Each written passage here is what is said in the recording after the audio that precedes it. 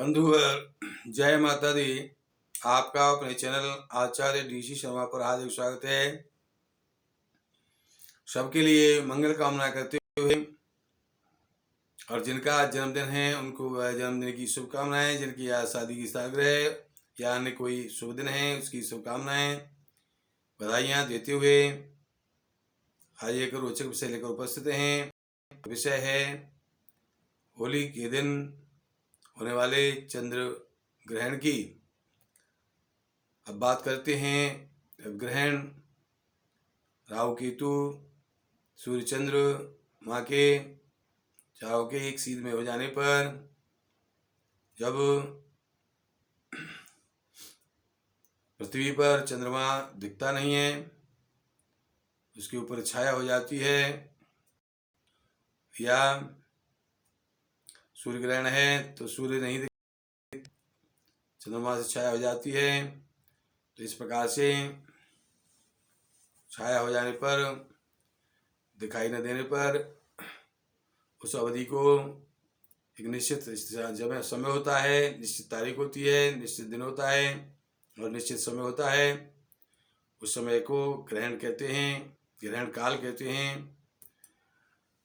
अब बात करते हैं इस वर्ष में, वर्ष 2023-24 यानी कि अप्रैल 23 से और मार्च 23 तक का समय, इसमें ये तीसरा चंद्र ग्रहण होने जा रहा है और इसका चंद्र ग्रहण 25 मार्च सन 2024 को फाल्गुन मास के शुक्ल पक्ष की 15वीं तिथि, जिसको पूर्णिमा कहते हैं, सोमवार के दिन होने जा रहा है।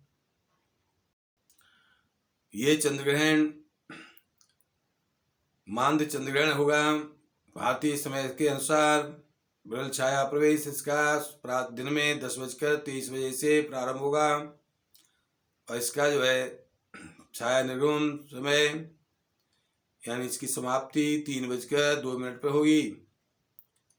किंतु यह ग्रह भारत में दृश्य नहीं होगा और ये एक उप छाया ग्रहण है, इसलिए उप छाया ग्रहण होने से इससे संबंधित वेद सूतक स्नान दान पुण्यक्रम नियम कोई भी भारतीय परिसीमा में, भारतीय परिवेश में, भारतवर्ष में इसके लिए कोई मान्य नहीं होंगे। किसी प्रकार का कोई नियम इसके लिए नहीं करना होगा, क्योंकि ये दिन में 10:23 से जब प्रारंभ होगा तो दिन में चंद्रमा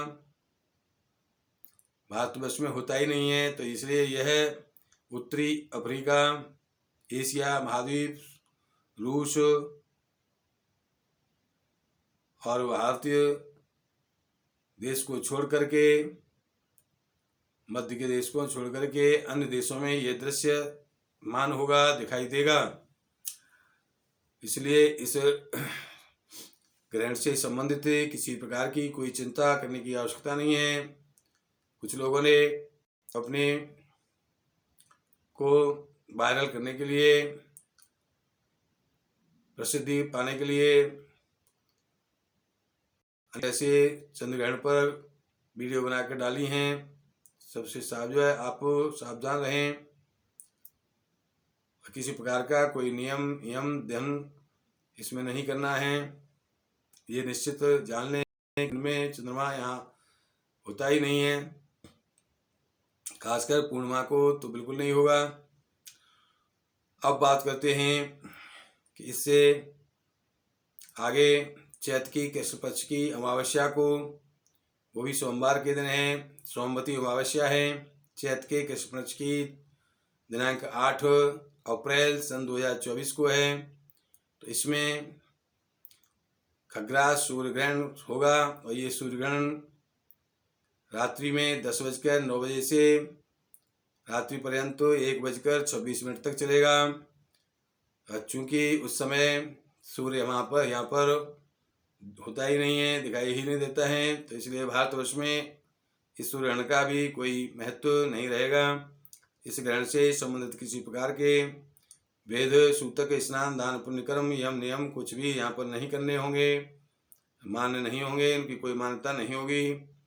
और यह ग्रहण जो है नॉर्थ साउथ पैसिफिक, उत्तरी अमेरिका, ग्रीनलैंड, आर्कटिक समुद्र, आइसलैंड, उत्तर अंटार्कटिका समुद्री क्षेत्र में दृश्यमान होगा।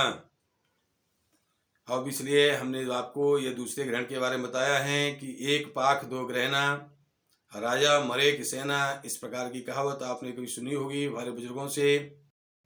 तो जहाँ पर इस एक पक्ष में यानी 15 दिन में 16 दिन में 2 ग्रहण दिखाई देते हैं, वहाँ पर बहुत वज्रपात होने की संभावना, या जो है वहाँ के मुखिया के ऊपर कोई विशेष आपत्ति, जानलेवा या स्थिति आपके उसके लिए बन सकती है, या उसकी प्रजा में रक्तपात की संभावना बनती है।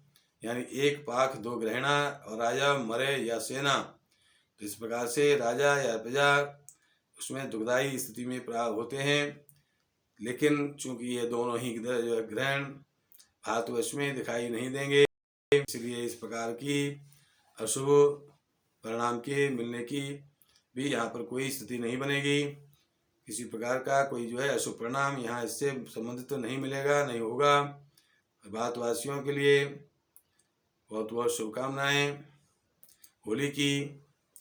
और होली के विषय में हम आपको स्पष्ट अभी कर देते हैं या फिर अगले अंक में करेंगे। बने रहिए आप हमारे साथ। इस प्रकार आप ग्रहण से संबंधित इस अपने कन्फ्यूजन को, भ्रम की स्थिति को आप दूर करें। और इसी को दूर करने के लिए हमने आपको ये स्पष्ट